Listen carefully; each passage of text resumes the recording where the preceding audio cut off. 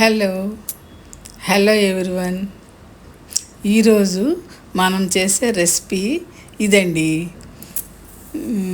ఈ రెసిపీని ప్రాసెస్ ఏంటో ఎలా చేయాలో నేను చూపిస్తాను. మన వీడియో ఫస్ట్ టైం చూసే వాళ్ళైతే ఛానల్ని సబ్స్క్రైబ్ చేయండి, బెల్ ఐకాన్ కూడా క్లిక్ చేయండి. ఇలాంటి రెసిపీస్ చూడొచ్చు అన్నమాట.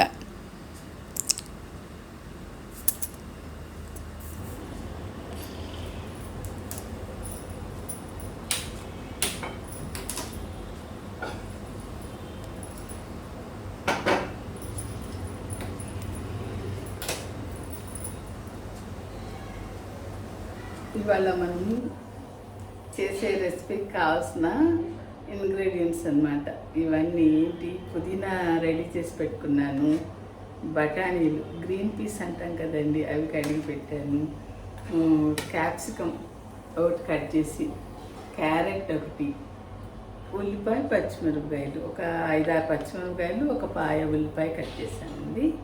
మనం ఇప్పుడు చేద్దాం.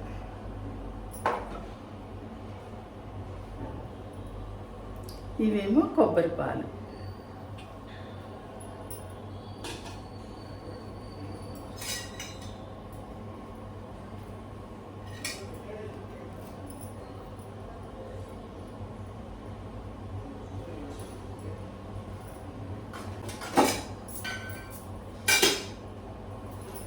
కాస్త ఆయిల్ వేసాను. అయితే దీంట్లో కాస్త నెయ్యి కూడా వేద్దామండి. ఒక 2 స్పూన్లు నెయ్యి,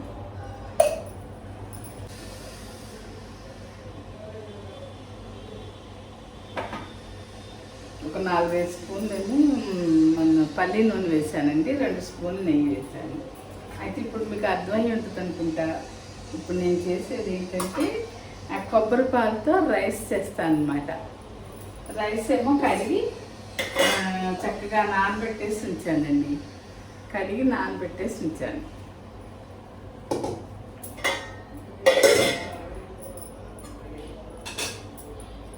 దీనికి తాలింపు దినుసులు ఏమేంటంటే సాజీరా, ఒక ఇది ఇట్లా పువ్వు ఉంటుంది కదా బిర్యానీ పువ్వు, అది, ఇవేమో మొగ్గ, మరాఠీ మొగ్గ అంటాముగా, అవి ఒక 3 వేసానండి. ఒక 6 గజల లవంగాలు, 2 బిర్యానీ ఆకులు వేస్తున్నాను. వేసేద్దాం కాయ.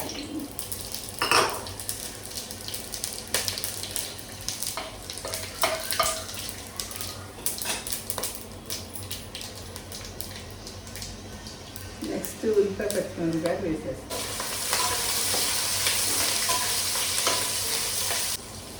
ఈ నాన్ స్టిక్ కళాయిలోకి ఇలాగా స్టీల్ గరిటెలు ఆడొద్దంటారండి మా అమ్మాయి వాళ్ళు. అంటే పైన ఏదో కోటింగ్లా ఉంటుంది కదా, అది పోతుంది, పాడవుతాయి అని.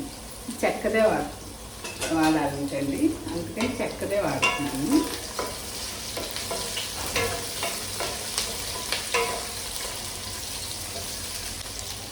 అల్లం వెల్లుల్లి పేస్ట్ ఒక 1.5 స్పూన్ ఉంది, వేసేస్తున్నాను.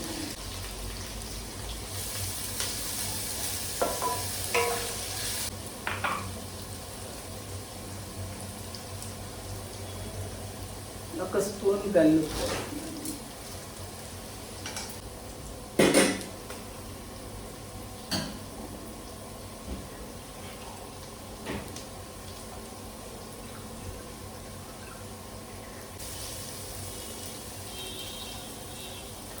అల్లం వెల్లుల్లి చక్కగా వేగిందండి. ఇప్పుడు క్యారెట్, క్యాప్సికమ్, బఠానీ వేసేద్దాం.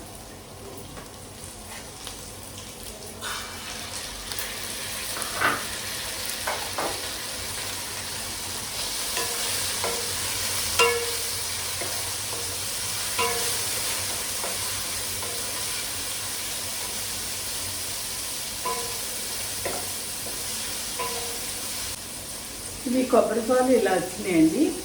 ఒక కొబ్బరికాయలో అర అంటే ఒక చిప్ప సన్నగా కట్ చేసి పాలు తీసాను. ఇప్పుడు మనం బియ్యం ఈ గ్లాస్తో 1 వేస్తున్నాం కాబట్టి 2.5 నీళ్ళు పోయాలి. ఆ 2.5కి కొబ్బరి పాలతో సహా నీళ్ళు కలిపి మనం కొలత పెట్టుకోవాలన్నమాట.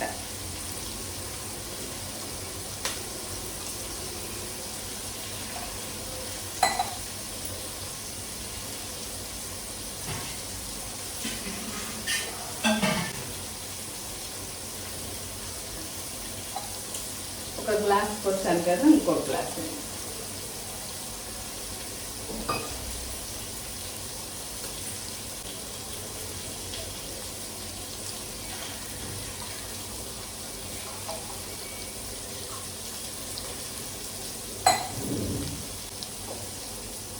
ఇప్పుడు ఈ పుదీనా కూడా వేసేస్తాను.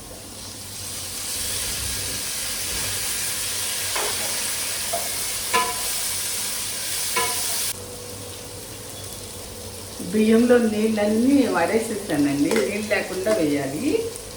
వేద్దాం.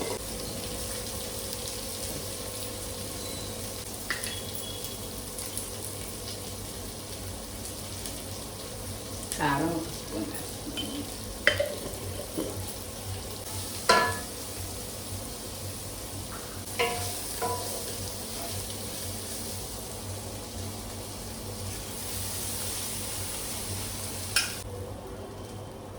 ఇప్పుడు ఇవి 1-2 చొప్పున నీళ్ళు అనమాట. ఒక 3/4 గ్లాస్ కొబ్బరి పాలు వచ్చినాయి కదా, ఆ వారం మిగిలినయేమో నీళ్ళు కలిపానండి. ఇది 2.5 గ్లాసులు అనమాట. అయిపోతుంది.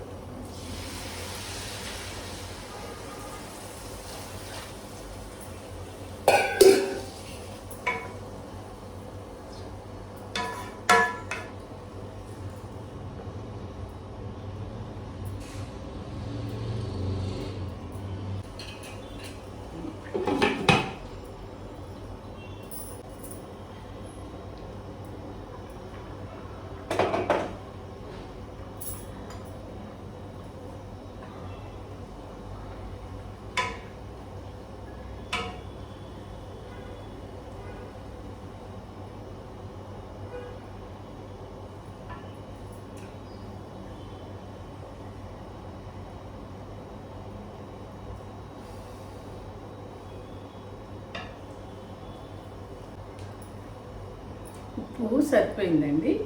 ఈ స్టేజ్లో ఒకసారి మనం ఉప్పు చూసుకుని మళ్ళీ కలిపేసి మూత పెట్టడం.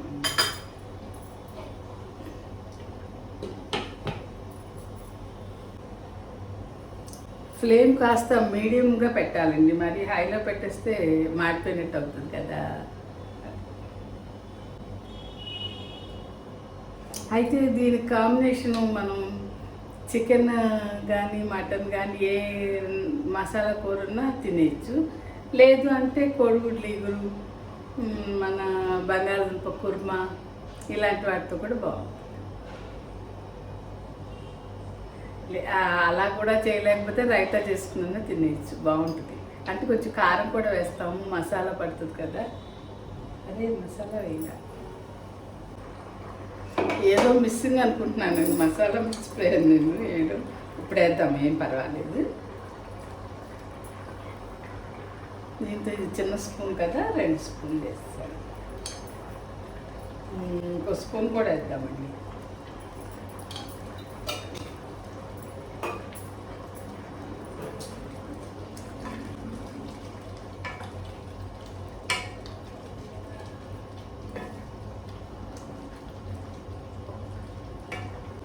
అదే తాలింపు అవి కూరగాయలు వేయించేటప్పుడు ఈ మసాలా పొడి కూడా వేస్తాను. అసలు ఈరోజు ఏంటో మర్చిపోయాను, అది పైన పెట్టుకోవడం గుర్తులేదు.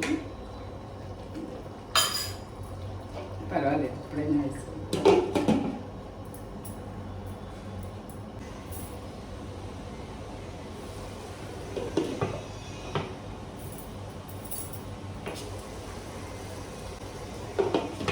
సిమ్లో పెట్టేస్తున్నాను. ఇప్పుడు సిమ్లో పెట్టి మట్టి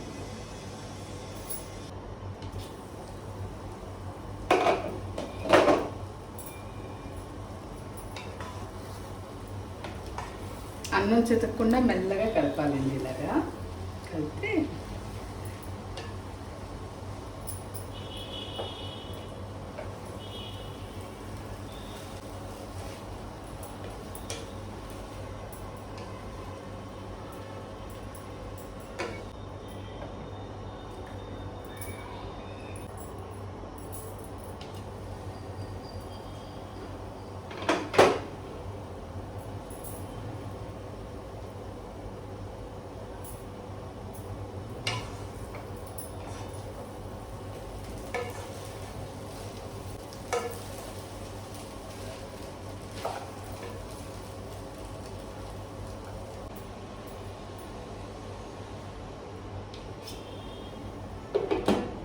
కొంచెం మగ్గనిద్దాం.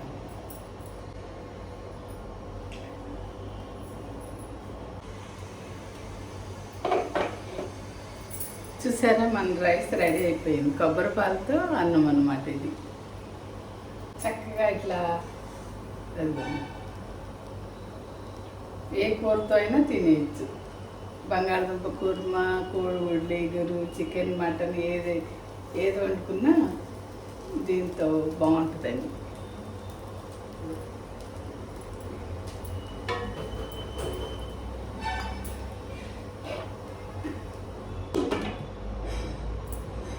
సరే.